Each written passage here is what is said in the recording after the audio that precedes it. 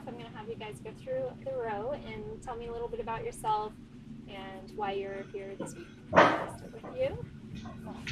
Well, my name is Allison Tiemann, and I've been involved in men's rights for about 10, 12 years, just mostly online forums and talking about. My main focus was actually male victims of sexual abuse and rape. So I've been researching. What's up, YouTube? Today, we're covering multiple men's rights advocates and their red pill moments and how passport bros relate to them. So, let's get into it. That as well. And so participating in forums. Before that, I actually read quite a bit of information on men's issues. I read the entire one bookshelf in my university library, cover to cover, on men's issues. That was probably, I guess, would be 14 years ago now. So 14, 16, something like that. Yeah. And actually, the interesting thing is the person who got me into it was my mother when she gave me The Princess at the Window, a book on men's issues and I guess counter feminism. And she gave it to me because I just come back from an all girls school, and she felt that I was becoming too too radically feminist, which is interesting now that I started to read and research the issues and started to understand the vulnerabilities that men face and the issues that men face and the problems that they had. And through doing that, I lost a lot of my anger, my initial anger that I was expressing, which was what my mother was concerned about. She actually organized the first Take Back the Night march in our hometown. She was originally an editor at a women's magazine or a feminist paper, but she got frozen out, in part because she wanted to maintain a standard of grammar and proper English, and they felt that that was patriarchal. Um, and she At one of the marches, and this is when she was starting to sour towards feminism. My father actually volunteered to bartend, and he encountered lesbian separatists or radical separatists. Like, I'm not saying that lesbians are like this is, but there are some who are radical separatists who, when he created drinks for them, wouldn't touch them. And the only other time I've ever encountered that kind of thing was in Saudi Arabia, because I lived in Saudi Arabia for 10 years. Sometimes if you would give male shopkeepers, money, they wouldn't touch it. They wouldn't want to touch you because you might be menstruating, and they had really strong taboos against touching women when they were menstruating. So it was interesting to think that that kind of attitude was here, but with these radical separatist feminists. Madam, in my red pill moment video, which I'll be adding a link to in the description, I had a very similar experience, only it was with the church. And I was told that, hey, just touching a woman on the shoulder, tap, tap, tap, that was insanely nebulous, or it was an inappropriate gesture. Even though last time I checked, just tapping someone on the shoulder has always been a casual way to get someone's attention. When did that change? Also, what do you expect the men to do? Just walk into church with their hands tied behind their backs? Alright? My father, and that's sort of when my mother started to question why she was involved in the movement, and which I guess eventually led her to some of the counter-feminist writing, like Christina Hoff Sommers and other, I guess, antithetical or feminists who are they question aspects of the movement. And then she eventually gave it to me when she felt that I was getting to be more or polarized against men, I guess would be. And because it became, like, to be honest, it became an easy way to just deflect my lack of like care or self-esteem towards myself onto hating men, and that's not a very healthy thing, right? You don't. It becomes a hate sink when we really should be addressing the fact that you don't love yourself and you have these really negative feelings towards yourself, and also a lack of gratitude towards what you do have, and so she was trying to steer me away from that, and so that's sort of where I came from. All right, thank you. I don't know how to follow. Yeah. My name's Jessica. I sometimes go by Jessica. It's Jessica Kenny. I've been addressing men's rights, non-feminism, for a little over a year now. I'd never really thought of myself as a feminist. I was very girl power for a while.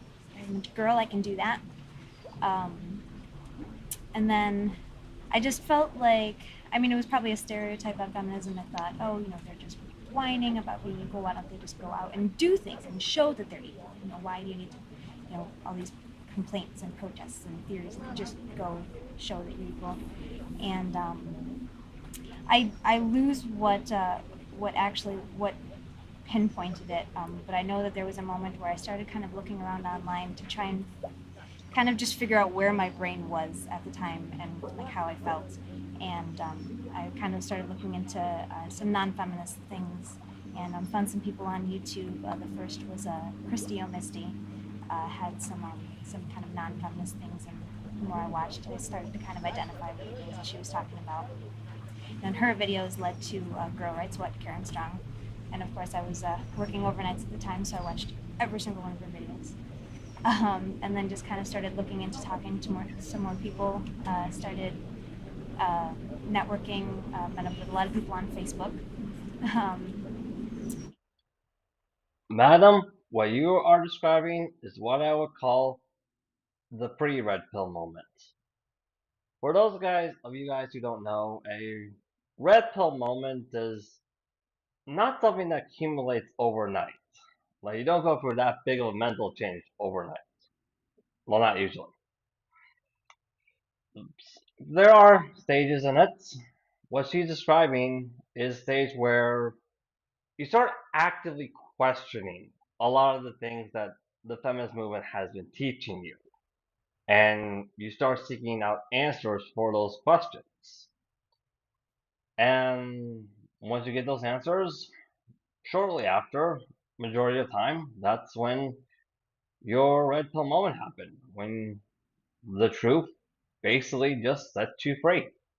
It really does. Started interacting and debating and just kind of discussing the issues and learning more, and kind of just trying to bring balance to the discourse, because everything always seemed to be so, women face this and this happens to women and this and this and this, and I'm thinking it's just not balanced. That's not all that's happening. It didn't seem quite right.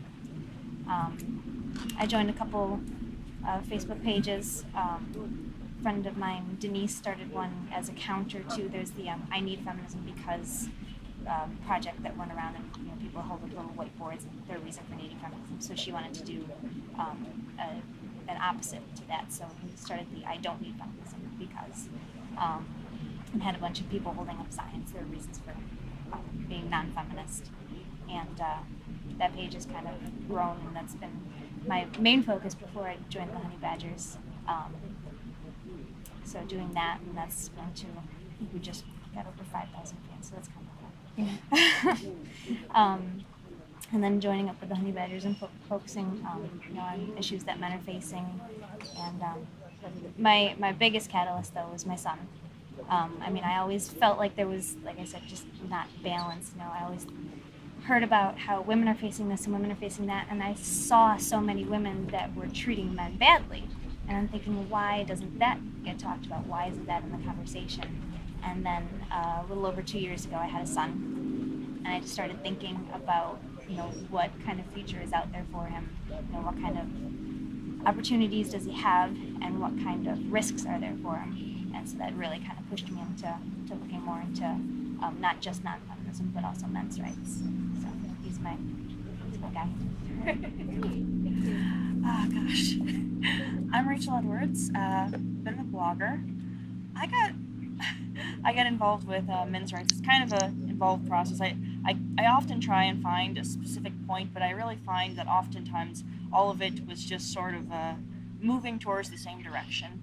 And really what happened was, I think a lot of it has to do with my history of depression, and that I was very suicidal at 15, and I really bounced back from that. And I started meeting guys online and talking to them and trying to, say it's not that bad. I mean, it can get better. It's really, really hard now, but there's always something just, out of reach that you can't see. And there's a future for yourself. But they were often so inconsolable. And I wondered what was really going on with them. I really did feel this sense of empathy for their situation. Many of them really had serious problems and nobody cared. Nobody at all. They didn't have anybody they could really reach out to. And I wondered, I tried to be that person, but I was only one person, and it really felt, I guess, isolating.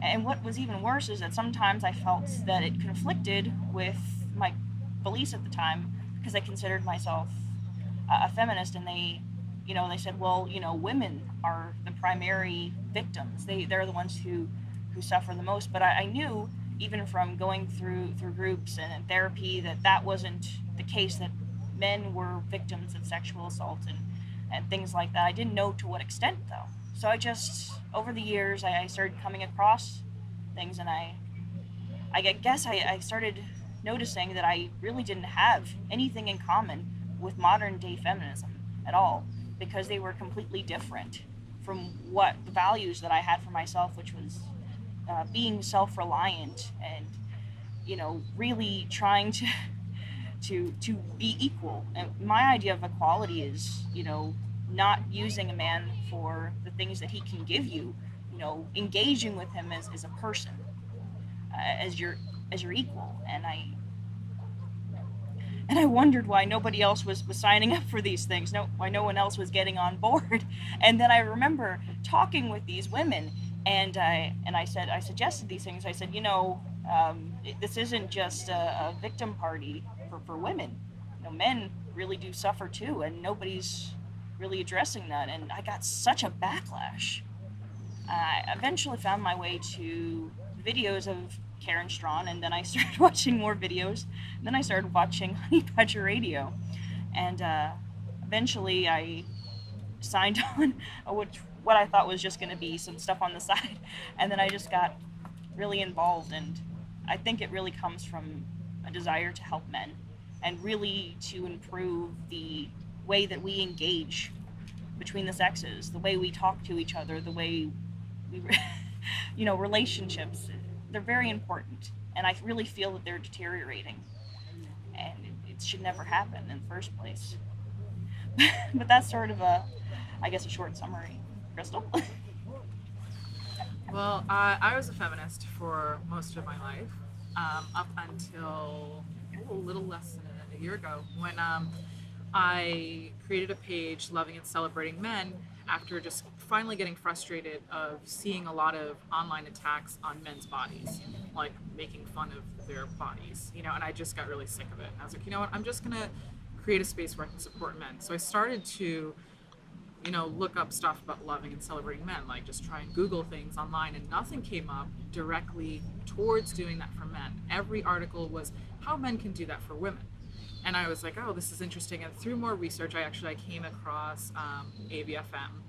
And I actually, prior to that, had met up with NCFM, which is National Coalition for Men in Vegas, and had gotten some information.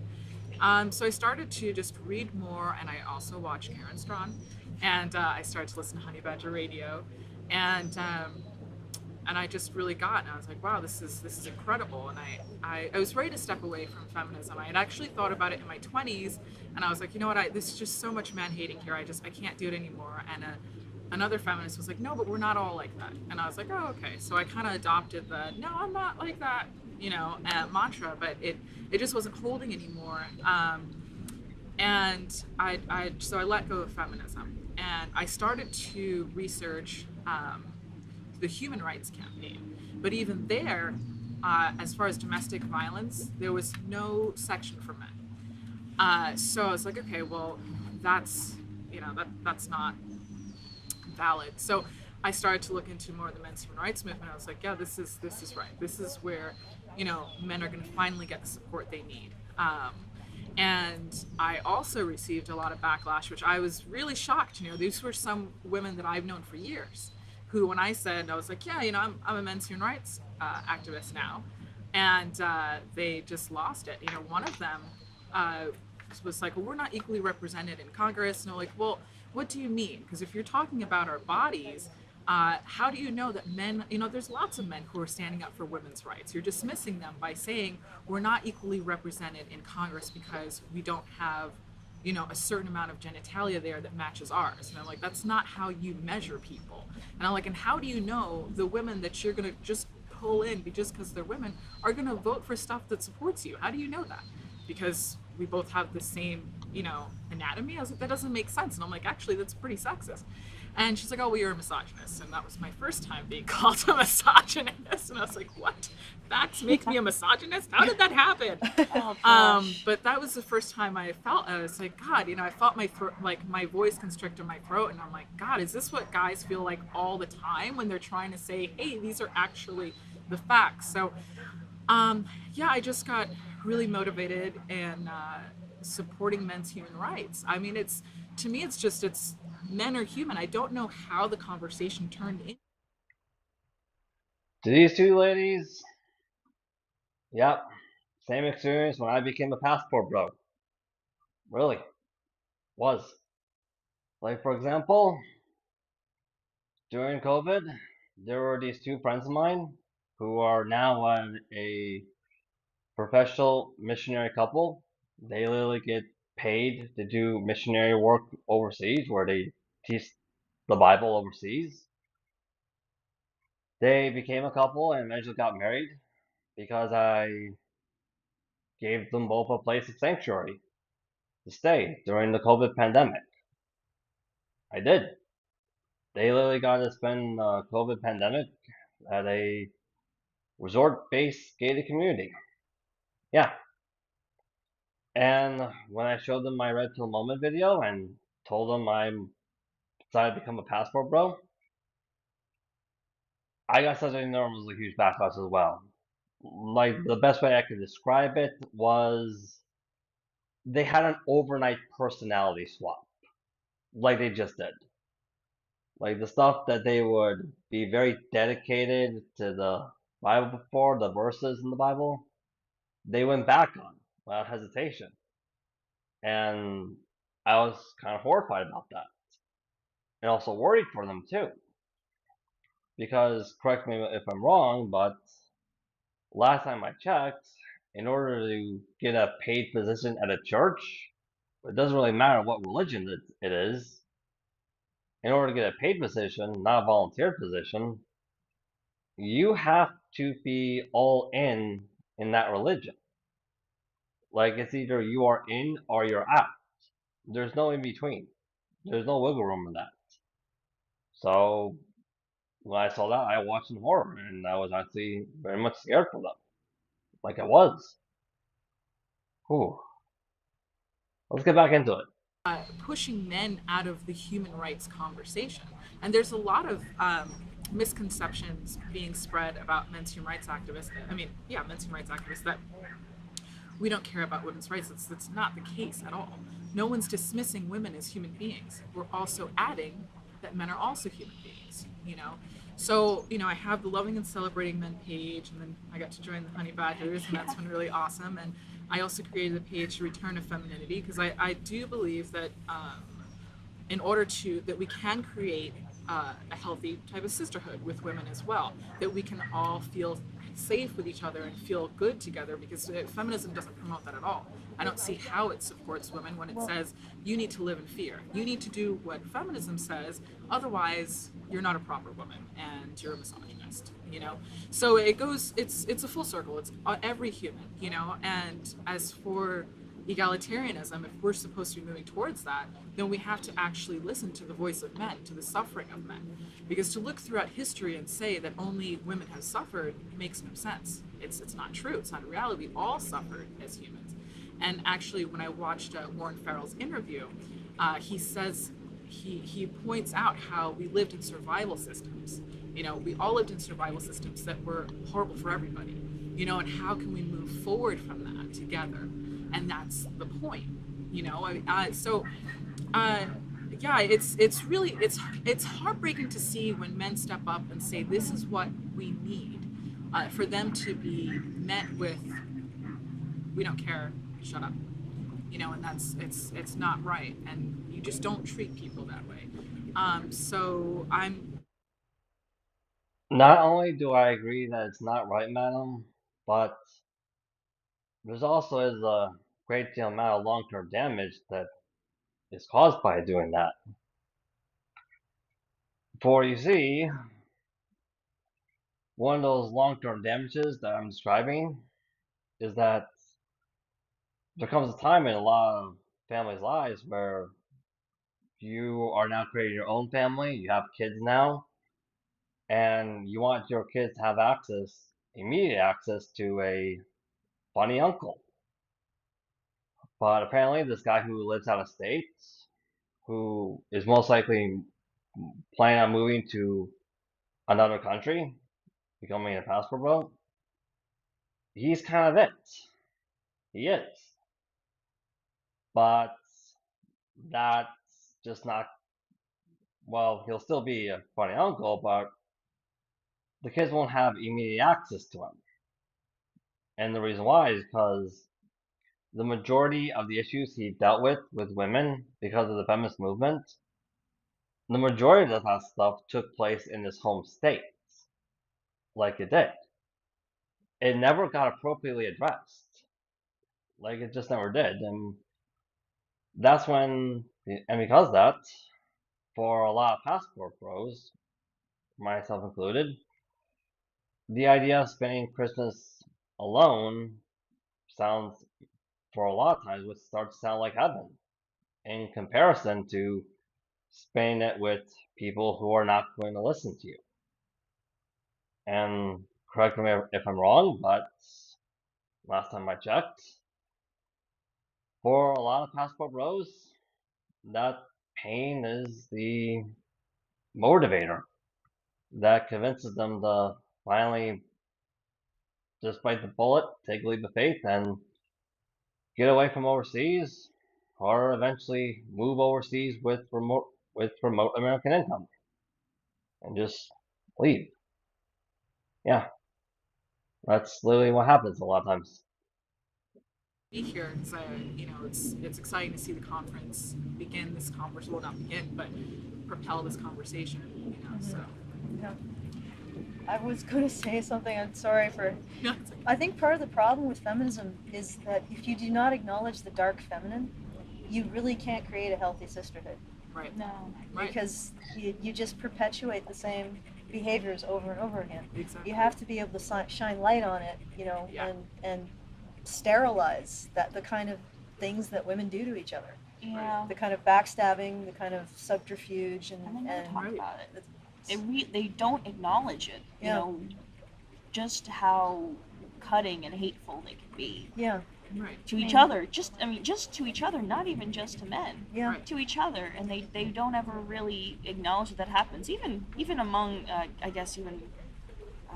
guess people who would be close in a feminist group, yeah, and they Right. just And not to mention ridiculous. people that don't agree with them. I think most women that speak out for men and boys have their own little collection of ugly things that they've been called by other women. yeah. Misogynist, Stockholm syndrome, Yeah. brainwashed, Stepford wife, Baby special maker. snowflake. Yeah. Misogynistic Sex cult leader. slave. Yeah. Yeah.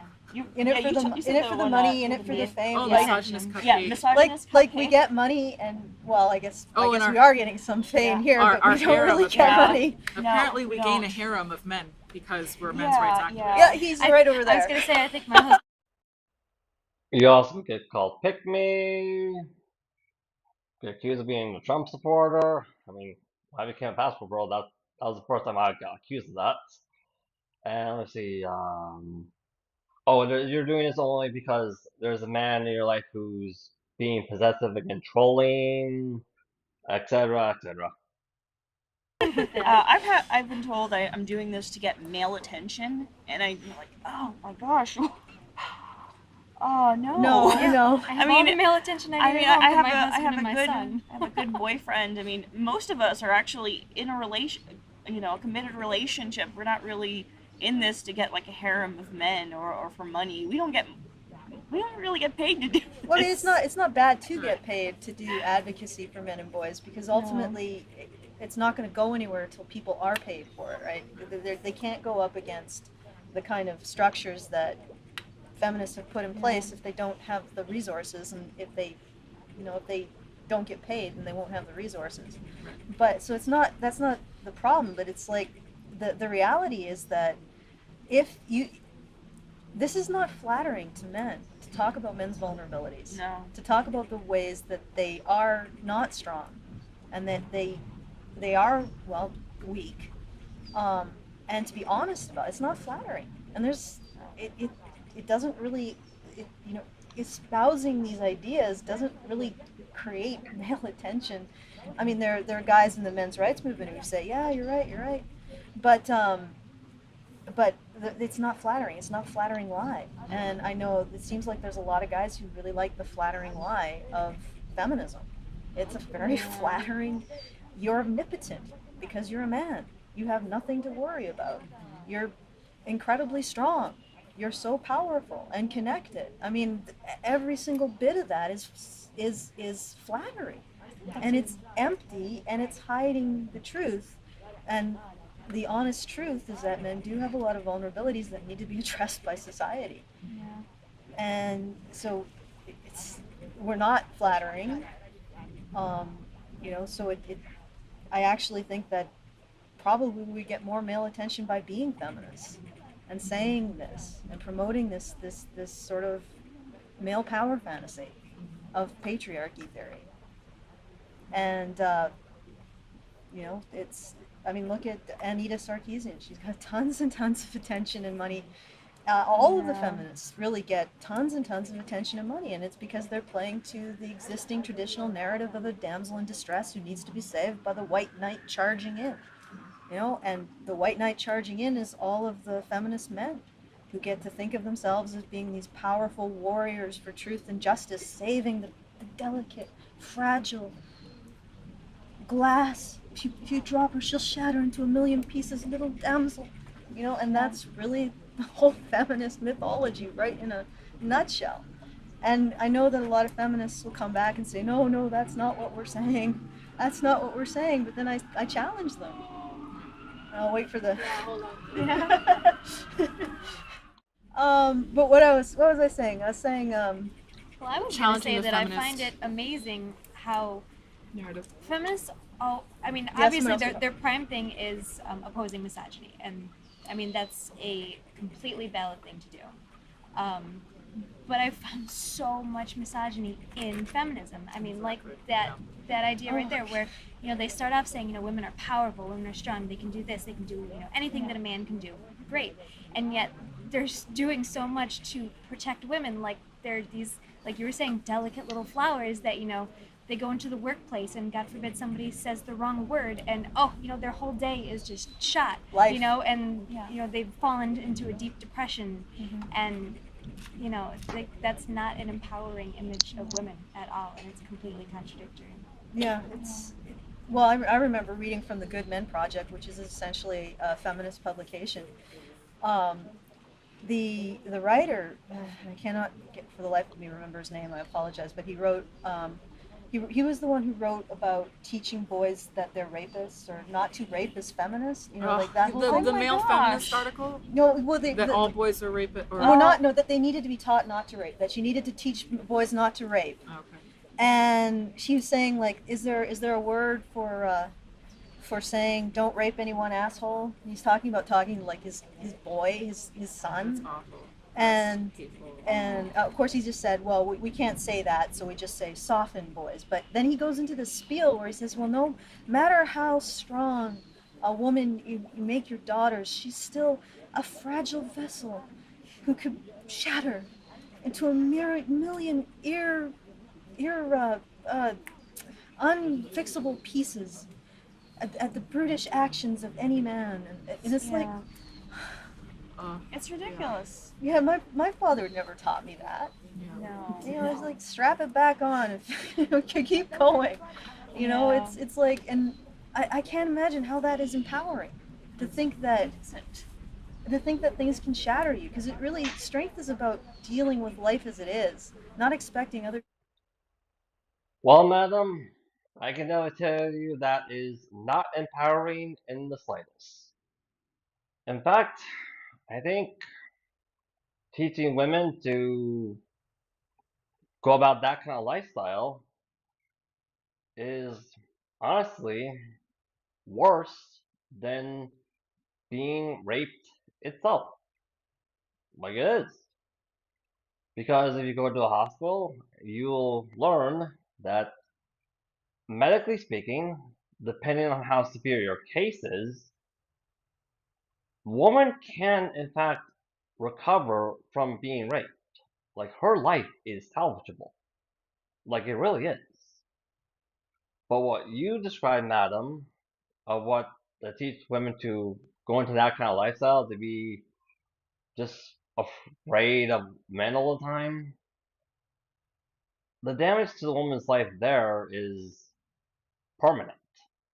Like it really is. For example, I knew some women who, even though they graduated from from college, they got degrees and everything, they never moved out of their parents' house. They just never did. It eventually got so ridiculous and so out of hand that their mothers were scrambling to try to find husbands for them just to get them out of the house. Some of them even went to me. And well, I got news for you. That idea failed. And the reason why is because, for reasons like you just described, madam, their daughters don't have anything of long term value to bring into a man's life. So we don't really have any reason to take them up on that. We really don't. And also, and you also pretty much just described why a lot of men who become pastor bros find women from the province areas of other countries very attractive. Because think about it. A man, he grows up dealing with this and this, and well, he basically has to build a hard work ethic to make up for all these women who are whining and complaining because of the feminist movement. Got news for you. When we see a woman who is in the province area, who's not afraid of good old fashioned hard work, that just screams attractiveness to us. It really does. But when we see women like you're describing who are just scared of everything, I can tell you from my experience, I don't really feel turned on by that. In fact, I feel kind of disgusted. To be honest with you, my reaction when I see women who complain about all these little things like, oh, I feel uncomfortable, stuff like that, is that I'm very tempted to send a letter to their mother and let them know you failed. Yeah. For you. You know, and it even feels uncomfortable when guys do that, when they pad the world for you. And it almost creates a cage of that padding. You know, you can't exit it because you're so sensitive now that the moment you exit it, you're in trouble. You're unable to cope. So now you're stuck in these little harems. You're stuck. Yeah, you really are stuck. You're trapped in this because, you know, they say that they really are trying to empower women, but they're not. They're making it worse. It is like she said. They are padding everything. They're making women feel more comfortable being easily offended, being, just shattered by the littlest thing. Yeah, being afraid. Yes, very. I mean, they're afraid everywhere they go that someone out there is just waiting in the bushes to rape them or something. And that's just not true. The statistics don't back that. It's. I've encountered too many people lately that are making these broad statements of all women. All women are afraid. Alright, everybody, that's all we got time for today. I think we'll hit the pool now. Now we got some heat in Florida. We're experiencing a bit of a cold front right now, so during these cold fronts, I kind of like the heat when I get to have it.